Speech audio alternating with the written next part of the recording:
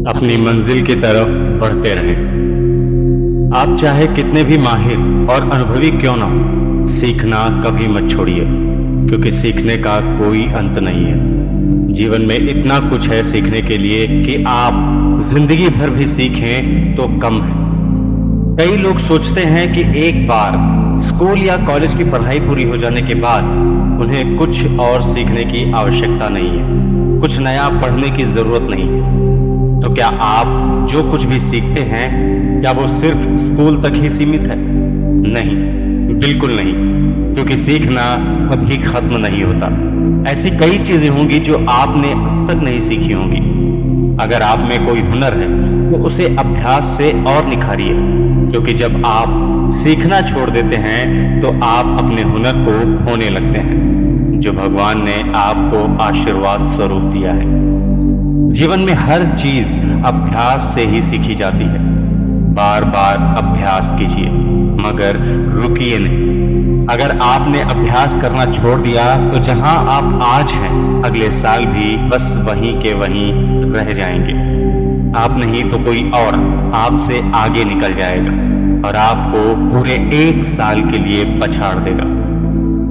आप चाहे जो भी हो, एक अध्यापक, डॉक्टर, इंजीनियर या फिर कोई मामूली कामगार या फिर एक विद्यार्थी ही क्यों ना हो, खुद को आगे बढ़ने से कभी मत रोकिए, क्योंकि आपकी जिम्मेदारी न सिर्फ अपने और अपने परिवार के प्रति, बल्कि उस ऊपर वाले के प्रति भी एक जिम्मेदारी है।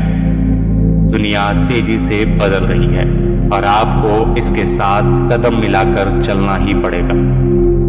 जब भगवान ने अपने बंदे चुने तो उसने उनके सामने कठिन चुनौतियां रखी।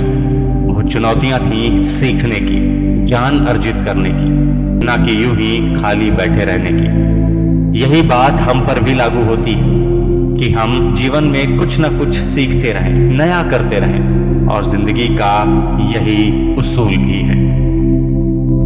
आप हमेशा एक शिशु बनकर नहीं रहते, आप बड़े होते हैं। आपके शरीर की बनावट बदलती है और धीरे धीरे वक्त के साथ आपकी दिमागी क्षमता भी बढ़ती जाती है। यदि आप अपने काम से ये सोचकर खुश नहीं हैं कि इससे आपको कुछ सीखने को नहीं मिलेगा और आप वो नौकरी छोड़ने की सोच रहे हैं, मगर ऐसा कर नहीं पाते, तो यकीन मानिए कि आप जिंदगी में कभी आगे नहीं बढ़ सकते। आप वहीं के वहीं रह जाएंगे। और अगर आप जॉब नहीं छोड़ सकते तो मत छोड़िए, मगर साथ साथ आप वो कीजिए जो आप करना चाहते हैं। अपनी काबिलियत को निखारिए, बेहतर से बेहतरीन करते जाइए। जिंदगी में नए नए अनुभवों से गुजरिए। अपना वजन कम करना चाहते हैं तो कीजिए, कुछ भी कीजिए, मगर कोशिश करना मत छोड़िए। आपकी काबिलियत ऊपर वाला जानता है, इसीलिए वो आपके सामने नई नई चुनौतियां भी खड़ी करेगा और तरक्की के नए दरवाजे भी खोलेगा। दोस्तों, ये कभी मत सोचिए कि आप अपना वक्त बर्बाद कर रहे हैं या बस समय गुजार रहे हैं। बस जो भी करें पूरे दिल से करें, और अगर वो करना आपकी मजबूरी है तो भी उसे बेहतर बनाएं, क्योंकि आप कभी नहीं जान सकते कि ऊपर वाला आपको कब बेहतर मौके दे दे। दिन के 24 घंटों में से बस 2 घंटे अपने लिए निकालिए। इस वक्त में आप नई नई चीजें सीखेंगे, अपने हुनर को निखारें। मान लीजिए कि आप एक डॉक्टर हैं, तो अपने पेशे से संबंधित आलेख पढ़ें, इलाज के अलग अलग तरीकों का अभ्यास करें।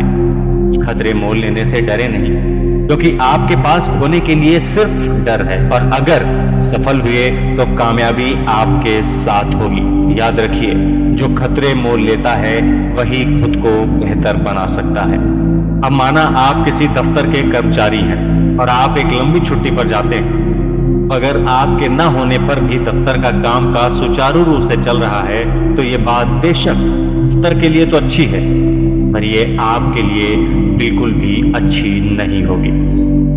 ये एक तरह के खतरे की घंटी आपके लिए, क्योंकि आपके बिना भी अगर उनका काम चलता है तो उन्हें कभी भी आपको नौकरी से निकालने में हिचकिचाहट नहीं होगी। जब दुनिया को आपके होने ना होने से कोई फर्क ही नहीं पड़ता तो आप में कोई भी काबिलियत नहीं है। आप कुछ भी ऐसा नहीं कर रहे जिसका लोगों पर असर पड़ता हो।